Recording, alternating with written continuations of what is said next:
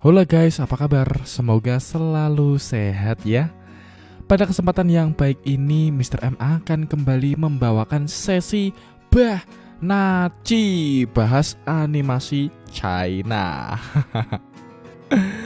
Sambil menunggu dari update film animasi Luo yang kemarin ya, mari kita bahas film animasi Cina yang lain yang menurut Mr. M cukup keren sih. Film ini berjudul Xin Qin Bian. Film ini menceritakan seseorang yang dulunya cupu, dalam perjalanannya dia menjadi seseorang yang kuat. Siapa nih yang suka cerita genre-genre seperti ini? Cung. Mari nggak usah lama-lama, seperti biasa pasang posisi rebahan, siapkan headset dan jauh ke alur ceritanya. Let's go.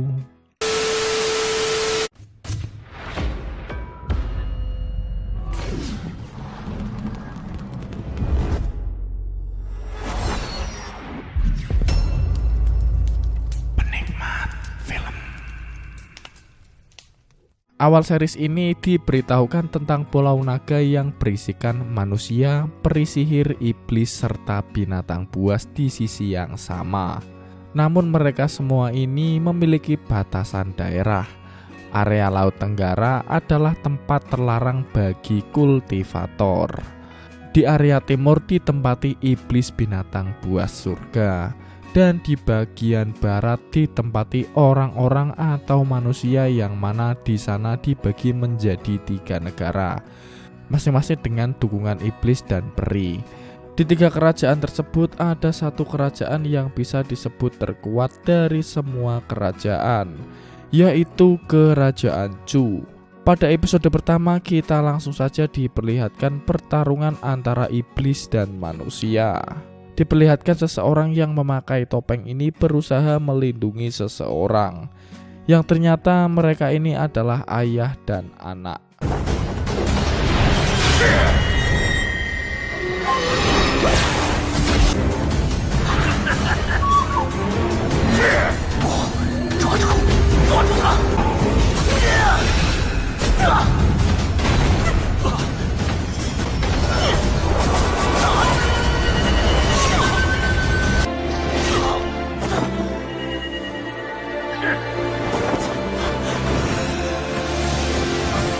Dan series ini pun dimulai di Istana Raja Jidong, yang mana saat ayah dan anak ini sedang menanam pohon, mereka didatangi oleh 12 tetua, yang mana kita belum mengetahui maksud dan tujuan dari pembicaraan mereka.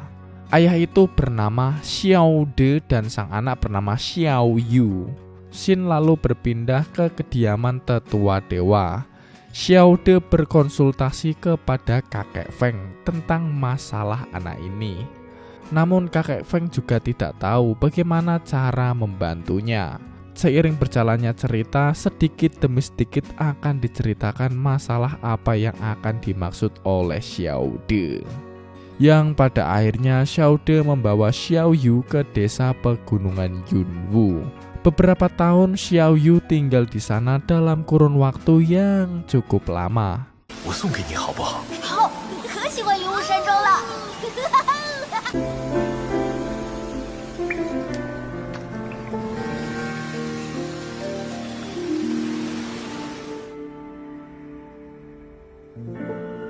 Tentu saja ia tidaklah sendirian menghabiskan 2 tahun di pegunungan Yunwu, yang mana ada kakek Lian yang menemaninya. Di sini kakek Lian memberikan burung kepada Xiao Yu. Lalu dengan senangnya ia pun langsung memberikan nama Xiao Yi. Di saat mereka pergi bermain, para penjaga diutus untuk mengawasi dan melindungi Xiao Yu. Xiao Yu pun berbicara kepada Xiao Yi bahwa ayahnya cepat atau lambat akan menjemput dirinya di sana. Dan diketahui pula Xiao Yu ternyata memiliki 2 kakak pria. Dan beberapa waktu menunggu pun ayah Xiao Yu tak kunjung datang. Hingga akhirnya ayahnya datang dan terlihat ayahnya hanya mencintai kedua kakaknya saja.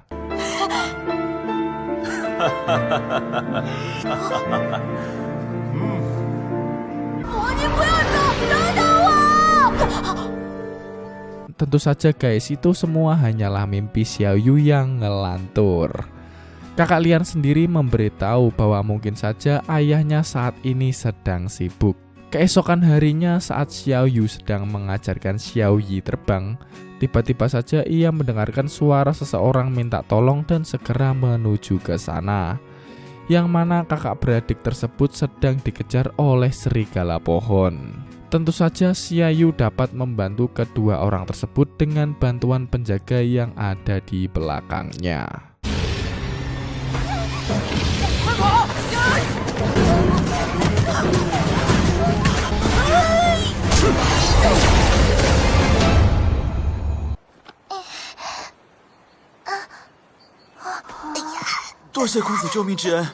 Mereka pun memperkenalkan diri, yang kakak adalah Jisan dan sang adik adalah Xiaolu.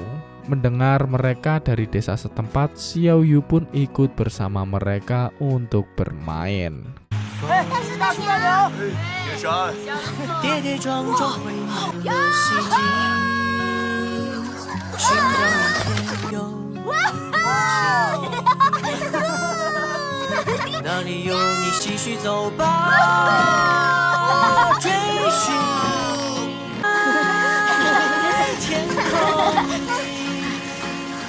Di saat mereka berteduh, Xiaoyu dijemput penjaganya yang diberitahu bahwa kedua kakaknya datang untuk menemui dirinya.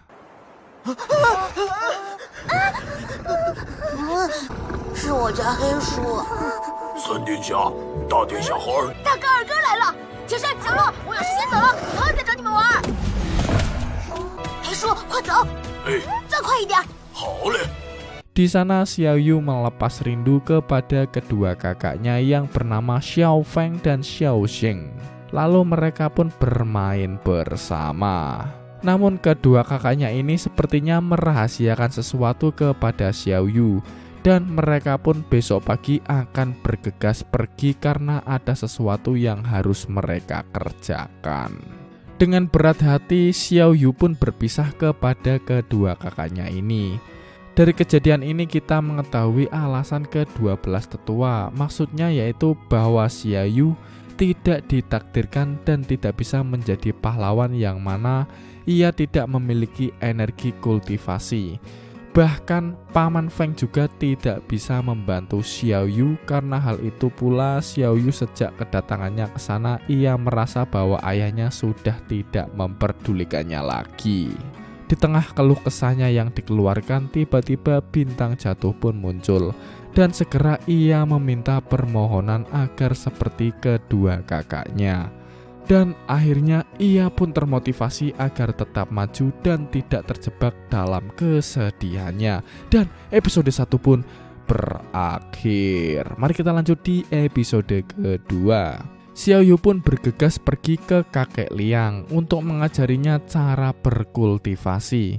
Kakek Liang pun memberitahu bahwa kultivasi dibagi menjadi 3 tingkatan. Yang pertama Tuan Huontian, Tuan Xiantian, Tuan Shangtian. Untuk menjadi Tuan Huontian tidaklah susah selama ia terus berlatih kultivasi dan melewati banyak rintangan. Ia akan menjadi Huontian, seseorang yang mencapai kesempurnaan hebat dari dewa, dan selanjutnya ia akan berhadapan dengan Tian Dao Shiran. Tian Dao Shiran sendiri adalah kekuatan dalam yang hanya bisa dirasakan, tak bisa dibicarakan. Banyak orang yang tidak bisa melewati tahap ini. Sedangkan Shangtian sangatlah langka guys dalam sejarah kekaisaran, yang kemungkinan melalui keturunan. Tapi ini masih kemungkinan saja karena untuk Xiao Tian tidak terlalu dijelaskan. Walaupun sempat pasrah, Xiaoyu jadi semangat saat ayahnya menghormati Shang Tian dan berharap keluarganya bisa menjadi Shang Tian agar penderitaan mereka selama ini dapat dibebaskan. Karena Xiaoyu tidak memiliki tenaga dalam, Xiaoyu hanya bisa melakukan seni bela diri saja dan sangat sulit baginya untuk berlatih kultivasi. Namun Xiaoyu tidak patah semangat dan ia akan mempelajari seni bela diri. Di sisi lain, ayahnya yang mengetahui Xiaoyu akan berlatih, ia pun mengirimkan para guru terbaik agar Xiao Yu dapat berlatih. Sang ayah sangatlah penyayang dan sangat mensupport Xiao Yu. Namun karena beberapa alasan Xiao De tidak dapat menemui Xiao Yu. Para guru-guru pun mulai berdatangan, namun Xiao Yu hanya bisa memilih satu dari ke-8 guru di sini. Karena jika ia mempelajari banyak teknik akan membahayakan pada tubuhnya guys. Dan Xiao Yu diperlihatkan keahlian mereka masing-masing.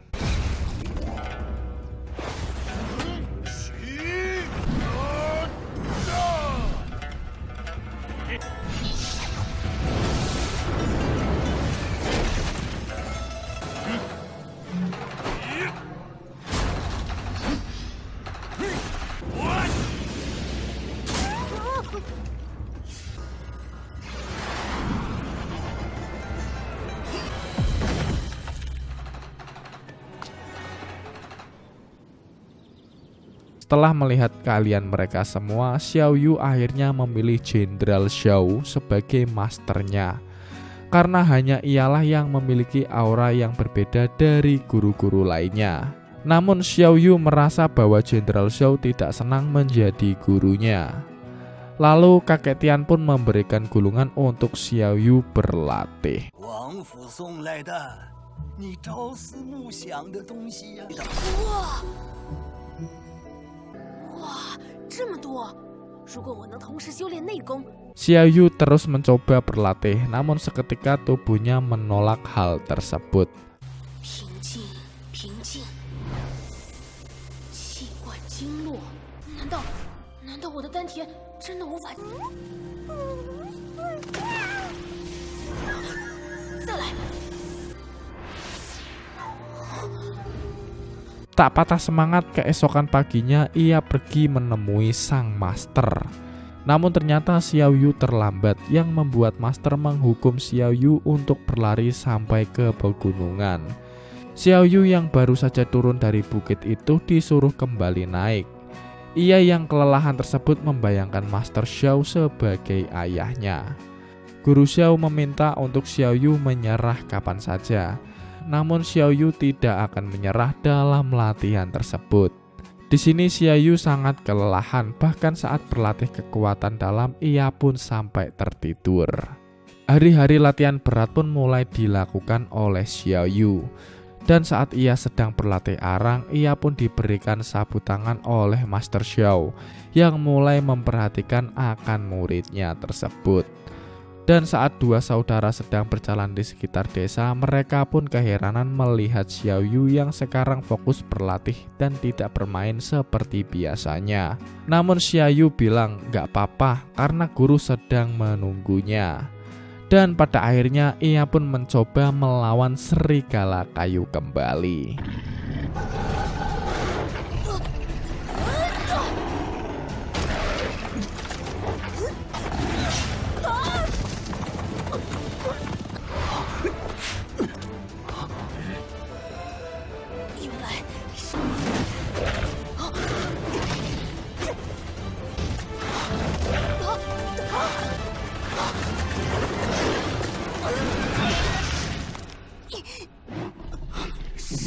Sempat akan dimangsa, namun gurunya dapat membantunya mengalahkan monster tersebut. Dan pada akhirnya semua ilmu dari sang guru telah diberikan kepada Xiao Yu. Dan sang guru berpamitan kepada Xiao Yu. Xiao Yu pun merasa sedih, namun ia mengatakan bahwa ia tak akan mengecewakannya. Dan episode 2 pun berakhir. Nah kan Xiao Yu sudah menunjukkan hasil dari kerja kerasnya. Apakah Xiao Yu akan menjadi pendekar yang cukup kuat dan membuktikan kepada ayahnya bahwa dia bisa menjadi seseorang yang cukup kuat? Kalau penasaran bagaimana kelanjutannya, seperti biasa ya, subscribe channel ini supaya channel ini bisa lebih berkembang. See you di next film, bye bye.